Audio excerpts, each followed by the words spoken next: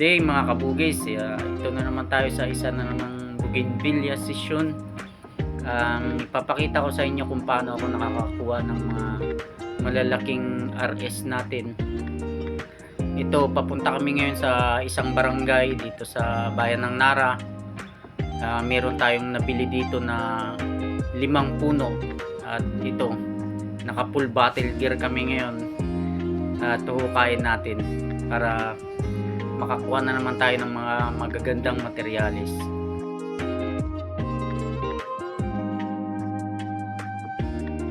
So, nakarating na tayo sa area. Tingnan muna natin yung paligid. Libutin natin, dating resort ata ito. Napakaganda ng area. Dito lang ito sa Barangay Panakan. Yan yung bagong pier.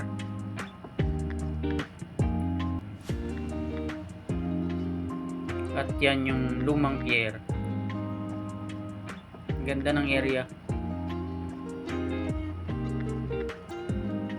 Yan, kasama natin si Kuya Raul. Katrabaho ko yan sa bakery. Ito, nililinis na namin yung area. Malaking puno po ito ng bougainvillea. Unti-unti namin nililinis.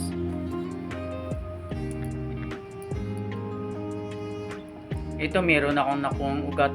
Maganda po ito, pwedeng dugtungan. Yan, tingnan nyo po yung materialis natin, napakalaki. Tiyaga-tiyaga lang po talaga, mahirap pong hukayin yan. Masakit sa likod at masakit din sa bulsa. Pero makukuha din natin yan pag pinagtiyagaan.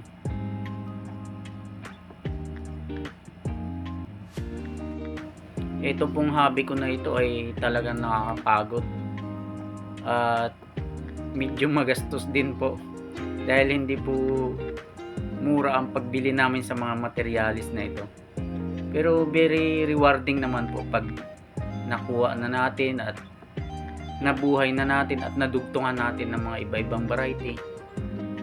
Ito, hindi ko na po napakita yung paghukay namin ng iba kasi napakasukal po talaga ng areang pinasok namin.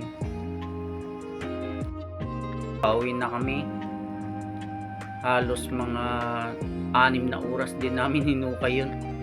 Talagang nakakapagod po. Pauwi lang namin. Diskarga muna natin yung mga nakuha natin. Ito yung mga sanga. Nagkuha din ako ng mga sanga kasi sayang po kung tatapon lang natin. Mabubuhay pa rin naman yan.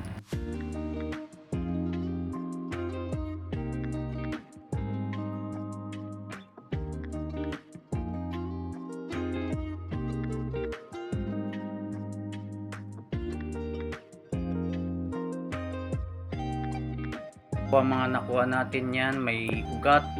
Ito ang pinakamalaking materialis nakuha natin yan, yung sumunod. Yan, bali 5 po yan. Yan, inumpisahan na nating linisin. Buti na lang meron tayong power washer. Dati kasi minamano-mano kong brasin yan, bawat isa talagang matagal, bukod doon nakakapagod.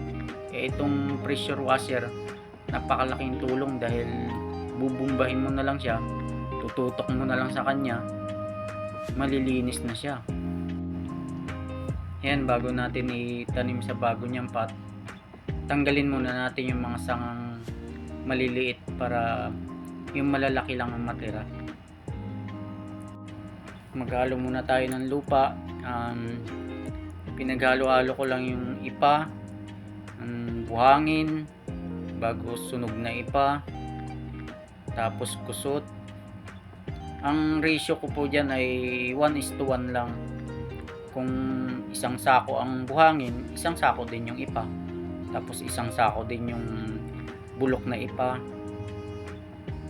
Halo-halo lang. Ito, pinorma na natin sa pot nya. Nilagyan natin ng lupa. Napakaganda nitong materialis na to, bonsai type. Tapos siniksik na natin.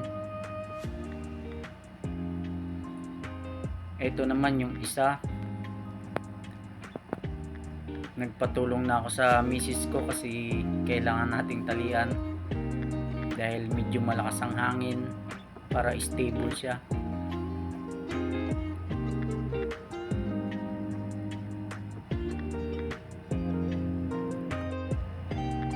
Napakaganda nitong materialis na to.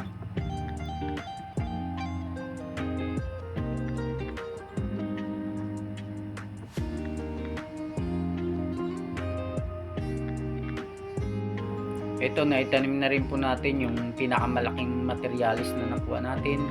Binalot ko na rin po ng sako. Yan po ay protection laban sa sobrang sikat ng araw, sobrang init. After 2 to 3 weeks, magkakaroon na po yan ng mga bagong sibol at pwede na po nating dugtungan.